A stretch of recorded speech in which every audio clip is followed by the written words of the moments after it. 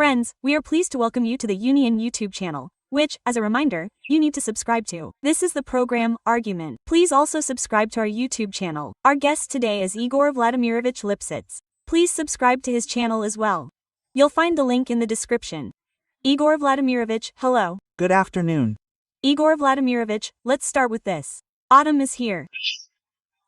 And in your interviews on the program, Argument, in particular, you have repeatedly voiced a forecast for the Russian Federation this autumn, which was approaching, well, so to speak, default.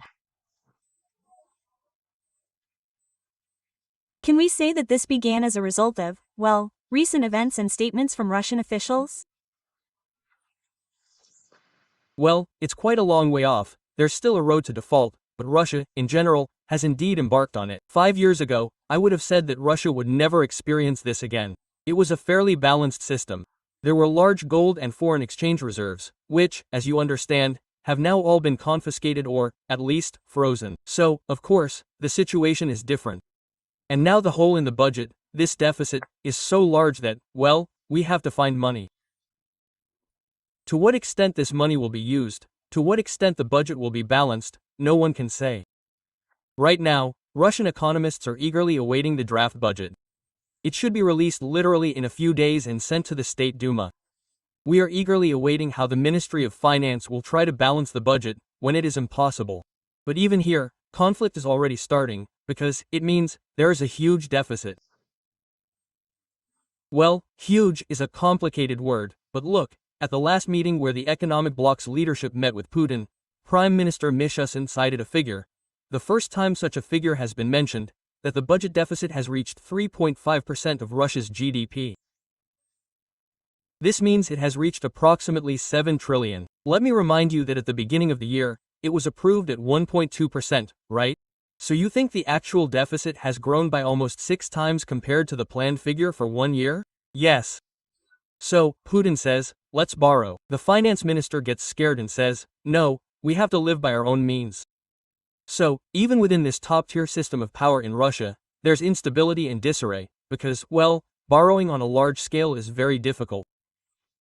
And why? Because, well, how can I say, when you've already given it away, you have to pay it back, and repayment is also very expensive. It turns out that Russia is already giving away a lot of money today, meaning to pay off old debts. And when they sell new bonds to borrow money through them, 90% of the proceeds go to paying off old debts. So, the net effect is currently 10% of the total. The rest is old debt. So, it's a bad situation. So, in this respect, Russia is already looking a lot like a financial pyramid. But it wasn't so bad before, because these holes in the country's finances were covered by the enormous revenues from oil and gas exports. And now even that's bad. These revenues are falling. Accordingly, this year's decline was more than 25% year-on-year. Oil and gas revenues have plummeted.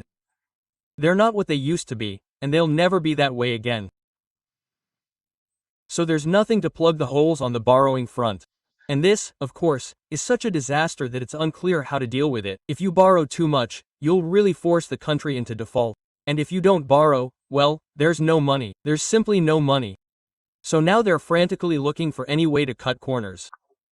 No one wants to save money on war, but they're planning to save on peacetime. They're constantly discussing ideas about giving up something, cutting someone off, not giving anything to someone else. I don't know how far they'll go. You can't save much on the civilian economy or social spending. Just imagine, yes, you have a deficit of about 7 trillion, as Mishustin said, and all spending on education in Russia is 1.4 trillion. All of Russia's healthcare is 1.4 trillion. You can't just transfer 2.8 trillion to military spending, right? When not a single child goes to school, not a single sick person calls an ambulance. But that's impossible. So, basically, there's nowhere to cut. So, well, of course, they're trying to take something away from the civilian sector. There, sports, apparently, is about to be hijacked. Well, no one cares anymore. But still, Russia's financial situation is becoming very dire. I repeat, this doesn't mean a default is imminent, but it does mean that Russia has embarked on a path that could very well lead to it. Yes. But Putin is still talking about raising taxes for Russians.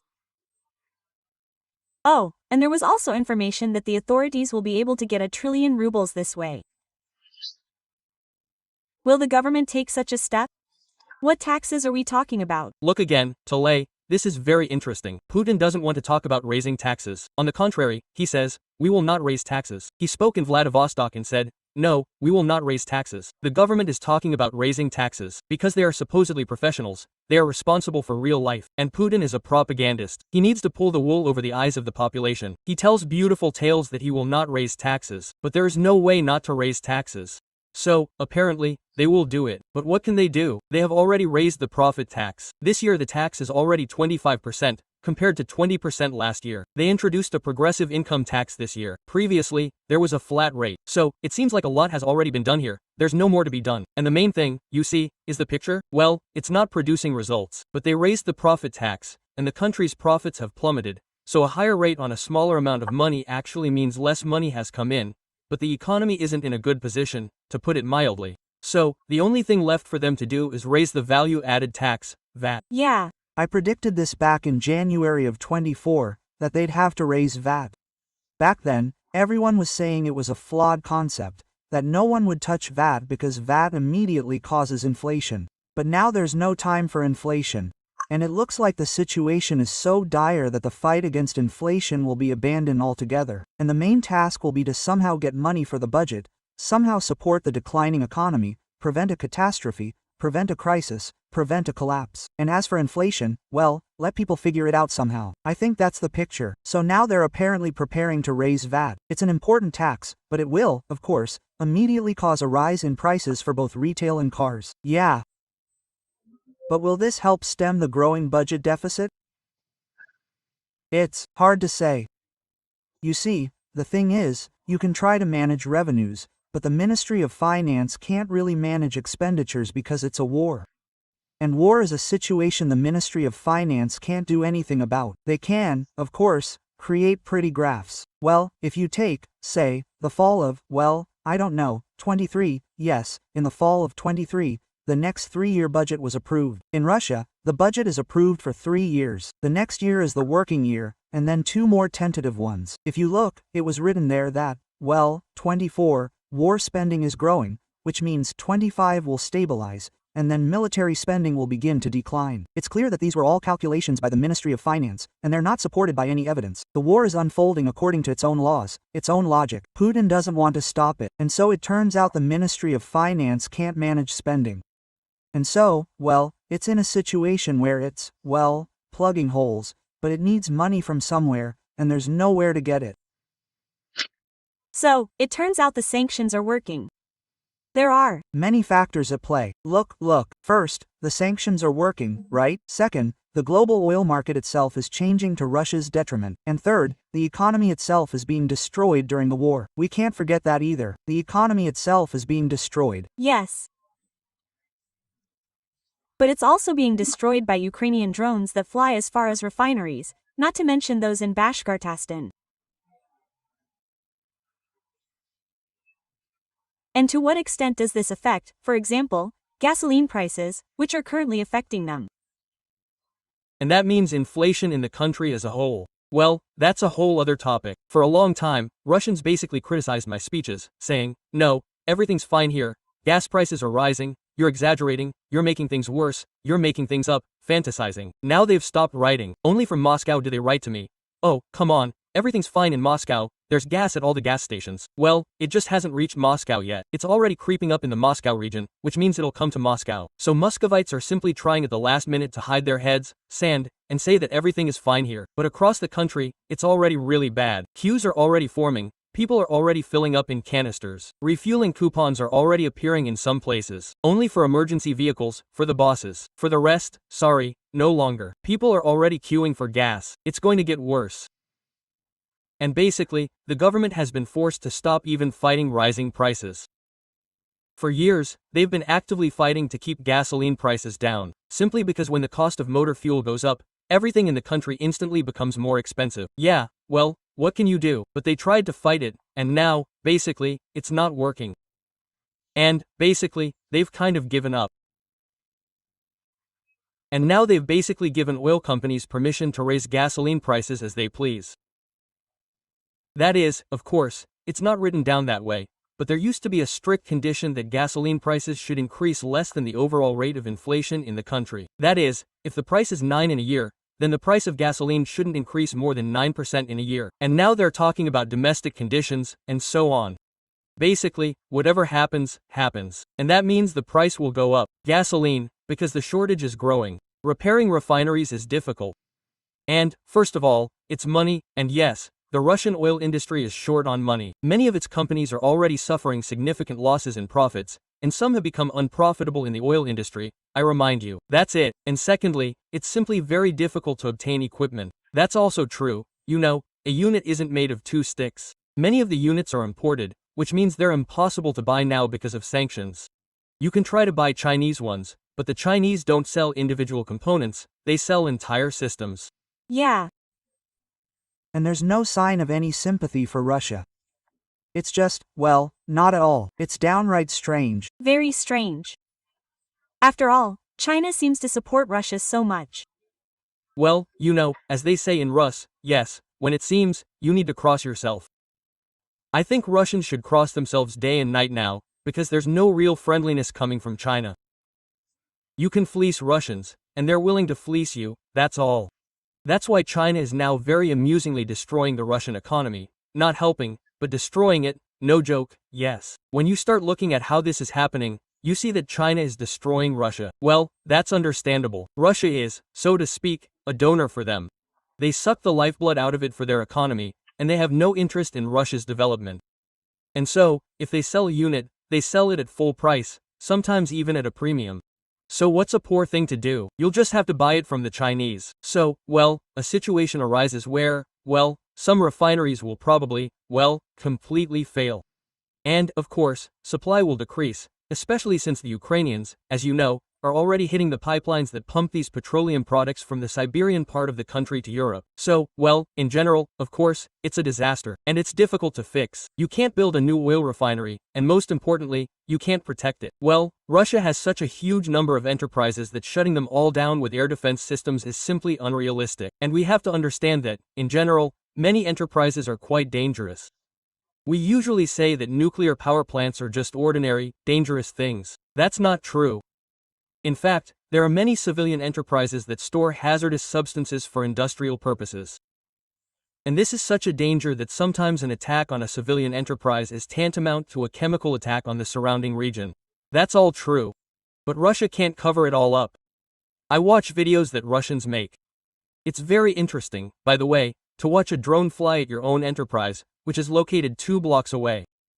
Maybe even your friends work there, and you film the drone from your balcony, using profanity and exclamations to describe your delight at how it flies without anyone shooting it down. It's so interesting to watch how Russians perceive the destruction of their economy as some kind of entertainment. Well, they don't believe it's possible, let alone destroyed. So, a drone just flew in, and the refinery exploded. What's not to believe? Well, I just can't understand it. We'll get more like that. Propaganda says it's no big deal. So that's it. So what can we do? But if there's mass insanity, then I'll tell you, it's incurable. Well, that's the whole point. But look, there's information about gasoline not only getting more expensive, but also disappearing from gas stations in Crimea. Zero prices for gasoline, but there's a catch. AI 95 gasoline occasionally appears at some chain gas stations, but 92 has been out of stock for 6 days now. So, basically, it's time for Russians to stop filming drones bombing refineries and stock up on canisters and gasoline. Well, I advised this, but people reacted extremely negatively to it. A lot of bad things were written about me. Russian readers said it was all nonsense. We don't need any canisters. We'll always have gas. That's their problem. The pump, yes. Well, the gas runs out at the pump. And this was precisely what was hard to imagine, because it seemed like Russia's reserves of resources, oil, gas, were simply endless. Well, that's not true. Look, well, as far as I know, I'm not the top expert on this industry. Well, that is, gasoline production exceeded consumption in Russia by 15%. Yeah. And when, accordingly, Ukrainian drones knocked out 20% of capacity, then, as you understand, a natural shortage objectively arises. And when a shortage occurs, prices rise, and so on. So, of course, Gasoline is getting very expensive now, and I don't know how Russians will drive. Well, and, accordingly, all the vehicles that carry cargo will become more expensive, and, accordingly, this will inevitably push up retail food prices. It would seem, what's here? Where's the food? Where's the gasoline? But you just have to understand that all the goods are delivered to the store by truck, not by electric transport. There are no electric transport in Russia. Right? Well, you can buy them in China, again, right? We know there are no gas stations. Well, understand that, and so on and so forth. Go ahead, I'm going to rub salt in Russians' wounds. Go ahead, there is no reserve. Electric capacity. for electric transport. And What do you think? You think the country is weak in one area, weak in all areas? I've written an entire lecture series about this. And Russian readers cursed me for telling such nasty things. I'm not being nasty, I'm presenting an objective picture. The situation with the electric power sector in Russia is very bad. There are already quite a few regions in Russia with a direct electricity shortage. We need to introduce reliable shutdowns now. That is, when everyone turns on the lights in the evening, the power plant's capacity is insufficient, right? That's why our entire Far East, let's say, is experiencing a shortage. That's why Putin went there and said, guys, don't worry about anything, we'll build you coal-fired power plants. Imagine, it would be great if, in the 21st century, we were building coal-fired power plants with the corresponding emissions, acid rain, if anyone knows what I'm talking about, and, accordingly, we'd turn the Far East into a place uninhabitable. But all the gas is sold to China, which means they'll build coal-fired power plants for the Far East, where there's a severe electricity shortage. Well, that's roughly the picture. So, in this sense, electricity for electric transport still needs to be produced. And Russia isn't building a single new hydroelectric power plant right now, unlike China, by the way, which is building powerful cascades and power plants. So, in this sense, switching to electric transport, is impossible. So, that leaves China. But the truth is, after the SCO, I got this picture. Well, look at China, it's gathering these authoritarian regimes around itself. Geopolitically, it's already starting to win over the United States with Trump, who can't decide whether he's smart or handsome. And if he hadn't, there wouldn't have been a war, and there wouldn't have been sanctions. So, can China even sponsor Russia's war in Ukraine, supporting the Russian economy? Well, that's not clear. It sells drone components to Russia, but in the same way it sells them to Ukraine. In this sense, China is clearly winning the war.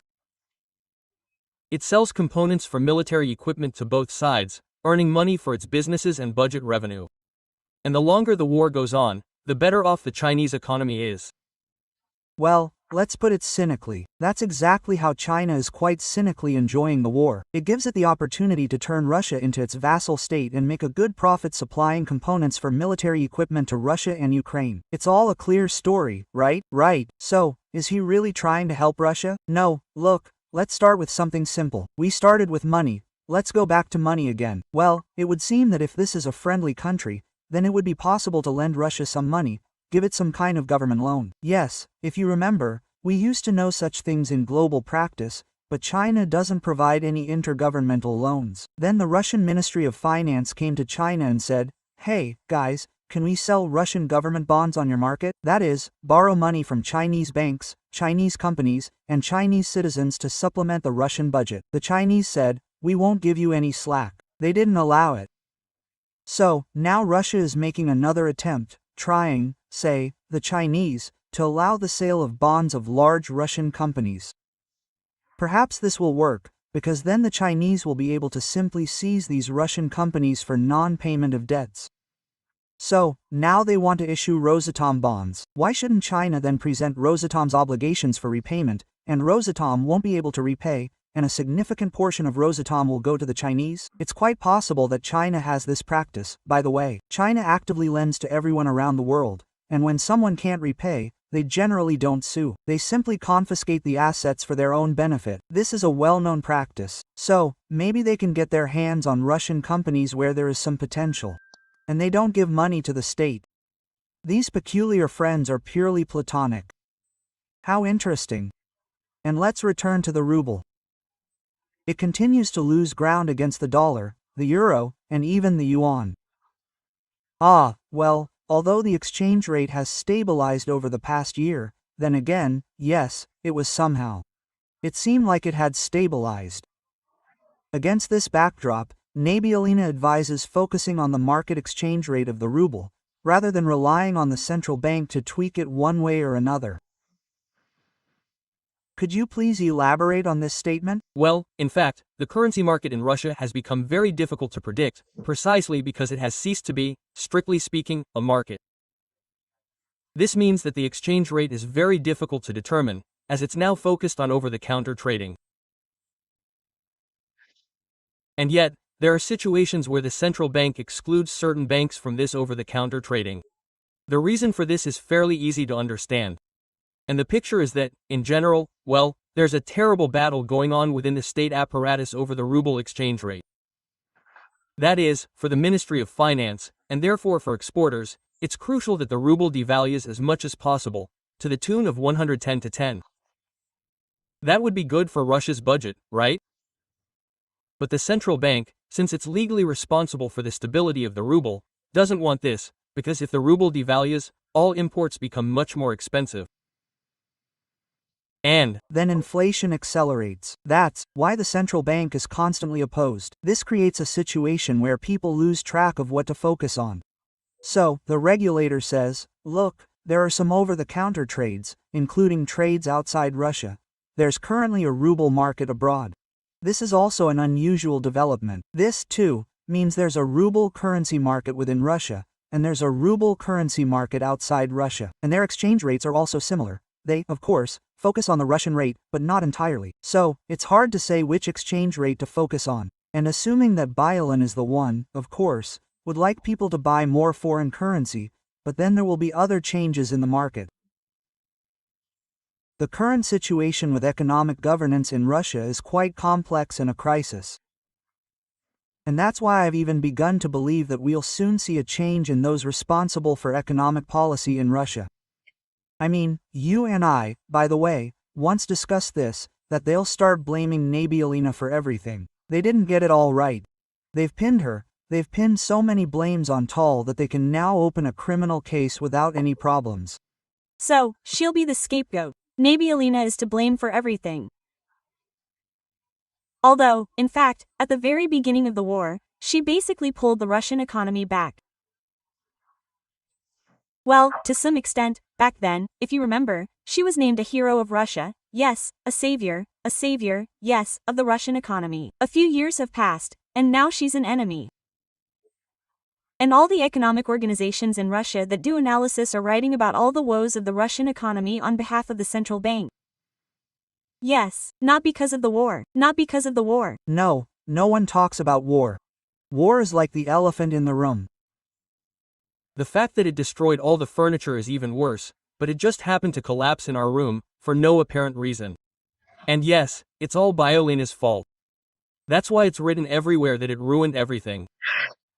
By the way, furniture production in Russia has fallen by 12%. This figure struck me as the biggest compared to other industries. Firstly, I was surprised that furniture production was so large in Russia. Although, what exactly is this connected with, when industry, yes, is declining, although it's the main? Yes, in Russia, industry, metallurgy, all of this would always be the biggest driver. Well, you're a lady, you're a woman. Where do they put furniture? In apartments. Smart girl. Now let's look at what's happening with apartments, or more precisely, with residential construction in Russia. And you've discovered a simple story. Housing sales have fallen sharply. Construction is declining. So, the space needed to fit furniture is practically shrinking. Housing sales are falling. So, you don't need furniture unless you're buying an apartment. Russians are now actively switching to renting, and if they do buy, believe it or not, they're buying rooms in communal apartments. Are there still communal apartments in Russia? Yes. Dala is buying rooms. It's very fashionable now, because you'll never be able to save up for an apartment. People are buying rooms in communal apartments. Well, they call it cool living now, of course, you understand. That's it. But it makes no difference. The main thing is that they came up with a fancy word. Of course, a communal apartment is somehow vile, and a kulivinka is just like those disgusting Western apartments. Well, yes, because they rent, and therefore don't really need furniture. So, if construction is falling, then a whole group of industries are falling. For example, construction has started to decline, and the ferrous metallurgy is faltering. Yeah, because a huge amount of metal always goes into construction. All metal structures. Construction has fallen, and the ferrous metallurgy is faltering. They're planning to shut down their plants. This is what the heads of metallurgical companies are saying. Construction has fallen, and so has the furniture industry. The same will happen with your finishing materials industry and everything else. Your largest cement producer in Russia has transferred its employees to a 4-day work week. What does that mean? What I'm explaining to you. Wow. Ah, good. And what's the current situation with Russians' deposits? Will the government be interested in these deposits? We've talked about this more than once. Will it be interested? Well, is it time for Russians to withdraw their deposits, or is that already impossible? That's complicated. First of all, they're trying, yeah.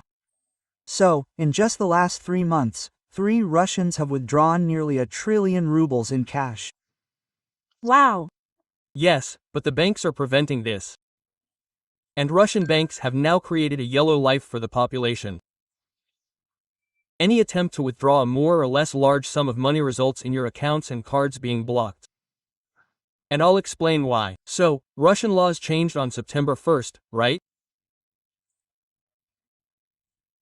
And now, if a bank suspects any dubious transactions you're conducting, or believes you're under the influence of fraudsters who want to steal your money, it can block all your accounts and cards without a court order to protect your interests. And then you have to somehow prove that you're sane and rational. In other words, the bank is now practically declaring you insane without a trial.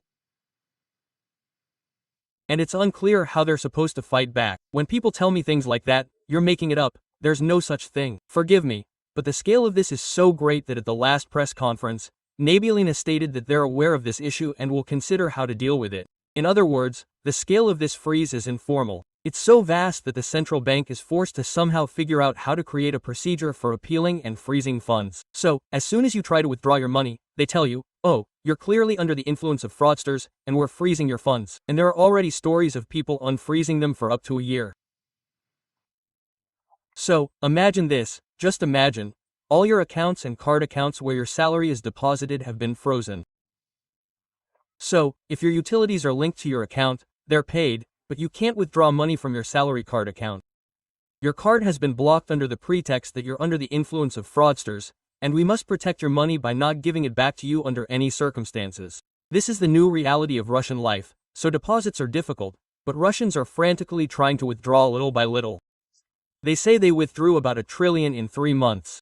So, as for savings, it's important to understand that Russia has many problems with this, starting with the fact that the central bank strongly encouraged people to accumulate savings, but in doing so, money was effectively siphoned out of the economy. It went into the market, without stimulating inflation, and ended up in deposits, and that was a good thing. But there's a flip side to this. Currently, the Russian population has about 61 trillion rubles in current accounts and deposits. Yeah, right. Including about 40 trillion in deposits. So, in short, it turns out that Russians are earning about 12 trillion rubles in interest income per year on their bank deposits. And this adds to the total savings and, accordingly, increases the overhang of money over the market. If this money doesn't rush into the market, there will be such inflation that it will be devastating to everyone. So, of course, the issue of freezing is important. How it will be done is unclear. It's unclear, you know, why? Because these 60 trillion, they are unevenly distributed. It's not like everyone has more or less some money. The overwhelming majority of Russians, 70%, have no savings at all. Absolutely nothing, yes. But these main trillions, they are a very small amount, maybe 5% at most of all depositors. They are the richest. Okay. They have the money, well, just for the average Russian. Can you imagine the effort? The accounts they're holding $5, $7 million, millions of rubles. I beg your pardon, it's impossible to imagine, right? When someone earns 40-50,000 rubles a month, then their deposits are 5 to 7 million rubles. It's an unattainable thought for them. But this money is, well, sort of sitting with the government's inner circle. And so, if we're going to freeze it, we need to freeze it with our own people. And that word, freezing them, is scary, I think, yes. Well, yes, somehow our own people can do it. And we've been waiting a long time, yes, until these our own people get tired of what's being done with their deposits, their money, they fall under sanctions and so on. But our own people are also silent, they're afraid. I don't know, they're afraid. They're afraid. They're really afraid. Soon there won't be anything to live for. It turns out they're afraid for their own lives, for their children's lives. Yes. Probably. Well, look, no one rebelled against Stalin. He imprisoned people's commissars, executed people's commissars, and still, it wasn't they who rightly cried out, "Glory to Comrade Stalin." And until Stalin's very death, no one conspired against him. Well, that's how Russia is structured. It's amazing, right? And, when many Russians don't understand, why are these Ukrainians, rebelling? Why don't they want to be happy with us? Then the Ukrainians sit and don't understand, you naked bosses. Well, now, of course, they'll write in the comments. Where are we, naked bosses? We're all so cool. Quote, there you go. But you sit and remain silent, waiting for the screws to be tightened. And, look, there are also visa restrictions for Russians. Again, the EU is hesitant to translate this into new sanctions, but, how do you feel about the fact that Russians will be forced, roughly speaking, to stay in Russia and travel to the DPRK and China? By the way, we've already seen the adverts for North Korean beaches. Yes, I think we've already discussed this. Yes, they won't suffer, but you understand, there are various statistics, for example, some quite interesting ones. What percentage of Russians have international passports? Yes, very small. The pessimistic estimate is around 12%, while the optimistic one is 25% at best. That means 75% of Russians, firstly, have no desire to go anywhere, and secondly, have never been outside Russia and believe that the entire world consists of Russia. Russia is the only true way of life. So, well, they won't be allowed to go to Paris. Well, so be it. They're a deeply, how can I put it, provincial nation, accustomed to living at home. Many Russians don't even travel within Russia. My God, I once joked that Kaliningraders don't travel to Russia. Well, people don't really believe it, but when I gave a lecture in Kaliningrad, local businessmen told me that most of our young people have never been to Russia. I say, what kind of weird definition is this in Russia? What, aren't Kaliningrad Russia? Quote. They say, we're an enclave, but our young people say they're in Russia, and here we're in Europe.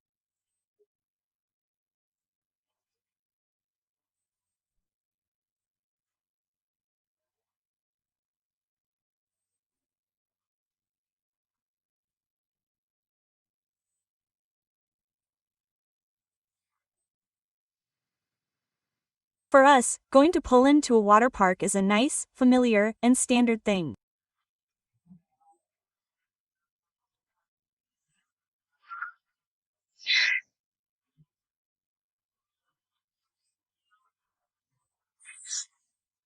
But flying to Russia, that's way. We've talked about Russians, deposits, and about industry, including furniture, and so on.